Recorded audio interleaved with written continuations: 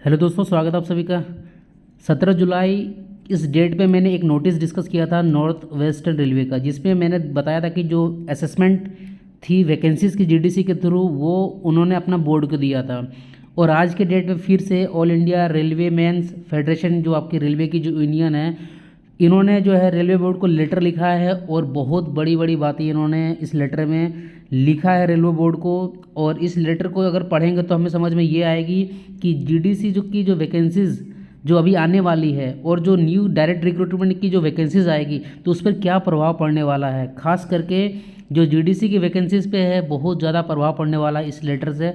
देखो इस लेटर में क्या क्या बड़ी बड़ी बातें हैं, पूरा वीडियो देखना, एक एक चीज़ क्लियर होने वाला है। देखो यार, आप और हम अभी कुछ कर नहीं सकते हैं, ये सारे अपडेट आ रहे हैं आपके रेलवे की यूनियन हो, चाहे अलग अलग जोन से हो, अलग अलग बोर्ड से हो, तो ये सारी मैं आपको सिर्फ यहाँ पे आपको एक तरीके से अपडेट करवा रहा हूँ, क्योंकि आपको जानकारी होना चाहिए कि क्या चल रही है भर्ती प्रक्रिया के अंदर में। तो देखो ये all India railway man federation के तहत ये लेटर लिखा गया है। इनका जो एस्टेब्लिशमेंट ईयर था 1924 का था, ये जुलाई 2023, मतलब ये आज ही ये लेटर जारी हुआ है। इसमें क्या बातें इंपॉर्टेंट बातें आप देखो यहाँ पे क्या बोला गया है।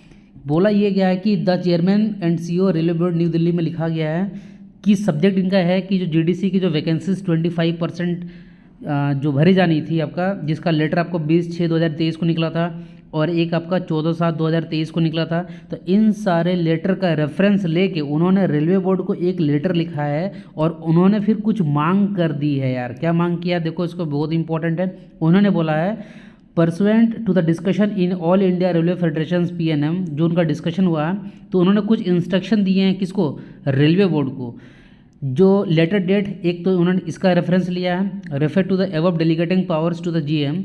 तो भाई हमें पता है कि जीएम के पास पावर होती है वैकेंसीज को फिल करने के लेके थ्रू जीडीसी के तहत। तो उन्होंने ये इंस्ट्रक्शन दिया है, किसने, यूनियन ने, कि जो 25% आप डिमांड कर रहे हो उसको आप क्या करो ना कि up to the limit 50% of direct recruitment vacancies कर दो, मतलब 25 से बढ़ा के क्या कर दो, 50 कर दो। अरे यार, आप इस तरीके से यूनियन वालों मान लो अगर अपना प्रस्ताव रखेंगे तो भाई जीडीसी की वैकेंसीज कैसे क्लियर हो पाएगी जल्दी।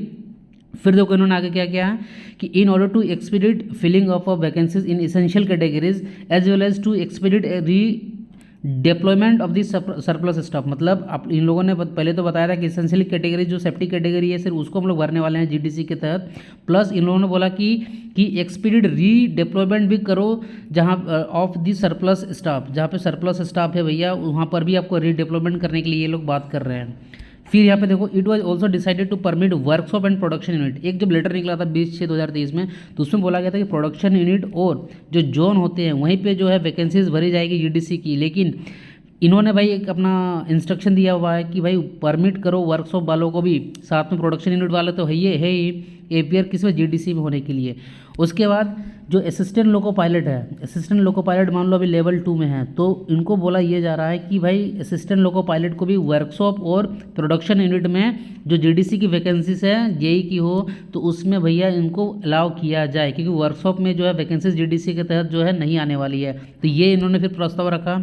उसके बाद क्या बोला कि इनमोक railway boards instruction dated 21 as and when required to fill up the vacancies with personal approval of the GM. तो ये इन्होंने कुछ यहाँ पे ये बातें की। फिर देखो कुछ इंपॉर्टेंट बातें यहाँ पे क्या है कि इन रिसेंट लेटर मतलब एक 20 जून को निकला था, जिसमें बोला गया था कि 15 जुलाई को आने वाली है आपकी नोटिफिकेशन जीडीसी वाली, जो अभी तक आई नहीं है। उसके बाद 14/7/2023 को जो लेटर निकला था उसमें सारा सिलेबस का किस तरीके से रहने वाला, पैटर्न क्या रहेगा, वो जीडीसी का सब कुछ इन्होंने क्लियर किया।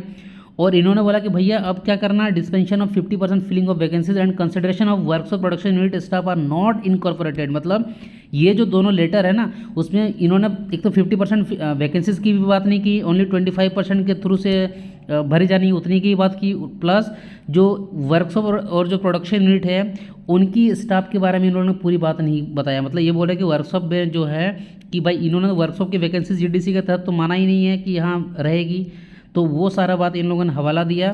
फिर ये उन्होंने बात किया कि 20 जून को जो लेटर जारी किया गया था उसमें ये बोला गया था कि 15 जुलाई को जो है नोटिफिकेशन जीडीसी वाली जो है जारी हो जाएगी, लेकिन अभी तक जारी नहीं किया गया है। But it is yet to not to notify on the website, मतलब अभी तक इसको वेबसाइट पर जो है नोटिफिकेशन अभी तक नहीं आई है। तो इन्होंने डिमांड रखा भाई इसको भी जल्दी लाओ, प्लस ये और एक डिमांड कर दी है कि भैया 50% वैकेंसीज को भी बढ़ा दो, प्लस वर्कशॉप में जो है या प्रोडक्शन यूनिट में जो एलपी के कैंडिडेट जो जॉब कर रहे हैं उनको भी अलाउ करो। तो देखो ये लेटर तो लिखा गया है इनके द्वारा, जो आपके रेलवे फेडरेशन मेंस के जो आपके यूनियन के जो नेता हैं जनरल सेक्रेटरी शिवा गोपाल मिश्रा के द्वारा किसको रेलवे बोर्ड को लिखा गया। अब क्या होगा नहीं होगा ये आने वाले टाइम में ही पता चलेगा भाई, लेकिन आपको ये चीज़ एक अपडेट मिला कि हाँ जीडीसी में भी देखो धीरे धीरे ये अड़चन आने लगी है। मतलब ये रेलवे बोर्ड वाले को लेटर लिखेंगे, अब अगर वो कंसिडर इन्होंने किया यूनियन की जो ये लेटर का मांग पत्र है, हो सकता है जीडीसी के वैकेंसीज में भी कुछ बदलाव हो, लेकिन मुझे लगता है ऐसा बहुत कम ही चांस है।